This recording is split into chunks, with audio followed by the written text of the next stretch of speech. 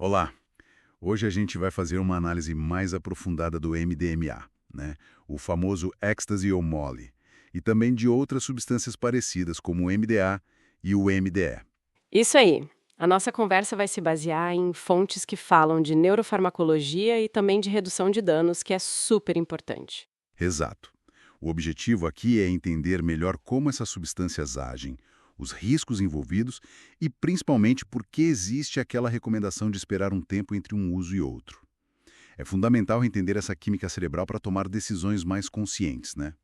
E olha, já começando com um aviso importante. Nenhuma substância ilícita é totalmente segura. Sim, claro. A gente vai focar em práticas que podem tornar o uso menos arriscado. É mitigar riscos, não eliminar. Perfeito. Então, vamos lá. Começando pelo básico. Como é que o MDMA funciona no cérebro? Olha, o principal é que ele causa uma liberação, enorme de serotonina. Esse é o neurotransmissor que está ligado à empatia, à sensação de conexão, à euforia. Aquela sensação boa que muitos buscam, né? Exatamente. E ele libera também um pouco de dopamina e norepinefrina, que dão mais aquele efeito estimulante, de energia. Mas, assim, a farmacologia dele é meio bagunçada, sabe? Como assim? Não é só serotonina. O MDMA interage com vários receptores diferentes no cérebro. E é por isso que os efeitos variam tanto. Ah, entendi. E essa complexidade toda, por que ela importa na prática para o usuário? Importa demais. Primeiro, explica por que os efeitos podem ser tão diferentes entre pessoas ou até na mesma pessoa em dias diferentes. E, crucialmente, explica por que misturar com outras coisas é tão arriscado e imprevisível. Faz sentido. E tem outro ponto-chave. A farmacocinética, que é como o corpo processa e elimina a substância. No caso do MDMA, ela é não linear. Não linear, o que isso quer dizer na prática? Quer dizer que, depois da primeira dose, o corpo demora mais para eliminar o resto. Uma enzima lá no fígado, a CYP2D6, fica meio sobrecarregada, digamos assim. Então, se a pessoa redosa o que chamam de stacking, essa segunda dose tem um efeito muito maior e bem mais arriscado do que a primeira. Ah, então não é só prolongar o efeito. Não mesmo. Aumenta muito o risco de superaquecimento, problemas cardíacos e até danos neurológicos, a neurotoxicidade.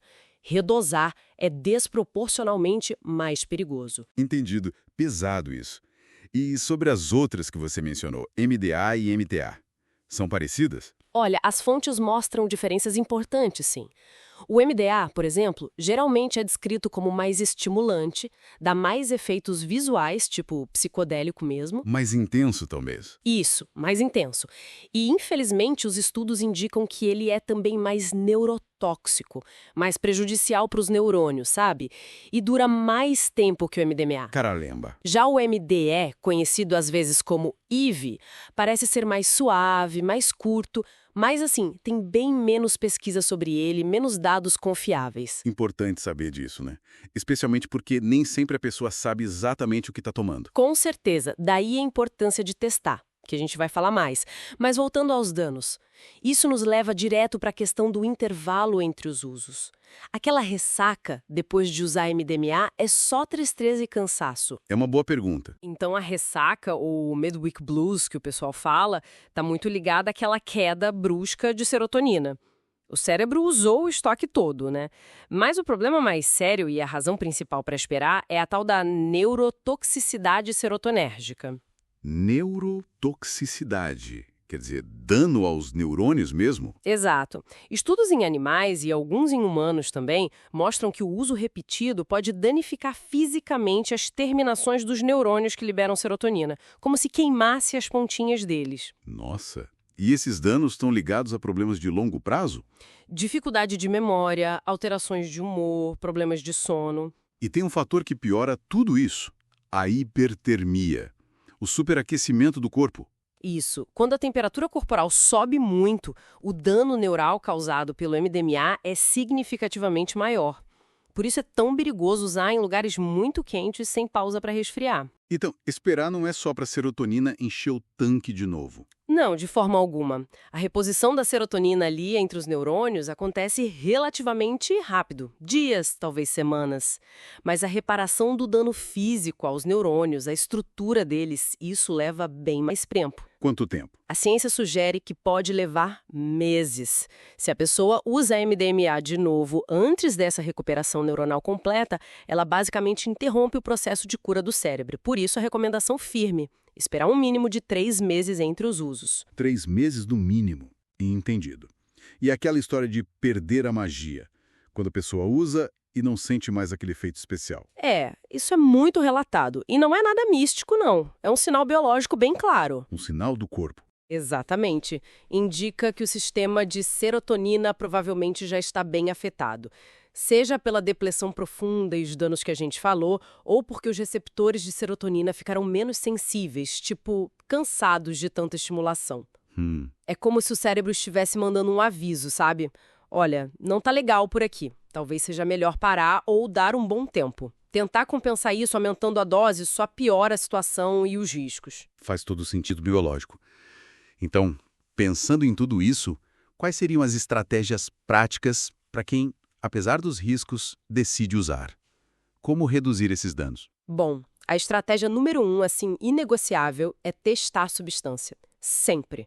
Usar kit de reagente para saber se é mesmo MDMA e, hoje em dia, muito importante também, usar tiras de teste para fentanil, que é um contaminante super perigoso e, infelizmente, comum. Testar primeiro, sempre. Essencial. Sem saber o que você tem na mão, qualquer outra precaução perde o sentido, né? Pode ser outra coisa, uma dose muito mais alta. Verdade. E depois de testar? A dose. Começar com uma dose baixa, ir devagar e, como a gente já falou, evitar ao máximo redosar, por causa daquela farmacocinética complicada. Certo. Dose baixa sem redosar. O que mais? Hidratação consciente. Beber água ou isotônico, mais ou menos uns 250 a 500 ml por hora se estiver dançando num lugar quente. Mas sem exagero. Beber água demais muito rápido também é perigoso, pode causar hiponatremia. O equilíbrio é chave. Exato. Nem desidratar, nem se afogar em água. E controlar a temperatura corporal. Fazer pausas regulares para se refrescar, sair da muvuca, procurar lugares mais arejados. O superaquecimento é um grande vilão. E misturas com outras substâncias. Álcool, por exemplo. Misturas são sempre um risco adicional. Álcool aumenta a desidratação e sobrecarrega o fígado junto com o MDMA. Misturar com outros estimulantes, tipo anfetamina ou cocaína, aumenta muito o risco para o coração e de superaquecimento. E com remédios, antidepressivos. Essa é uma combinação especialmente perigosa, principalmente com antidepressivos da classe dos IMAOs, inibidores da monoamina oxidase. Essa mistura pode causar a síndrome serotoninérgica. Que é? Uma emergência médica gravíssima, potencialmente fatal, causada por um excesso extremo de serotonina no cérebro. É uma combinação a ser evitada a todo custo. Mesmo outros antidepressivos, como os ISRS, podem interagir de forma imprevisível. Ok, então, resumindo os pontos-chave. A base científica para esperar no mínimo 3 meses é a recuperação dos neurônios, não só da serotonina. Exato. Testar a substância é o passo mais crítico de todos. E depois, manejar a dose, a hidratação e a temperatura são essenciais para reduzir os riscos na hora do uso. Perfeito. É isso. E, claro, sempre bom lembrar, redução de danos é sobre diminuir os perigos, mas não existe mágica para eliminar todos eles. A única forma 100% segura é não usar. Com certeza. E numa emergência, por favor, sejam honestos com os médicos e socorristas sobre o que foi usado. Isso pode salvar uma vida. Muito importante. Bom, para a gente terminar, fica uma reflexão, né? Considerando toda essa química cerebral complexa e os possíveis impactos a longo prazo que a gente discutiu aqui, como será que cada um pode ponderar essa busca por certas experiências e, ao mesmo tempo, a necessidade de cuidar do próprio cérebro e bem-estar ao longo da vida? Fica aí para pensar.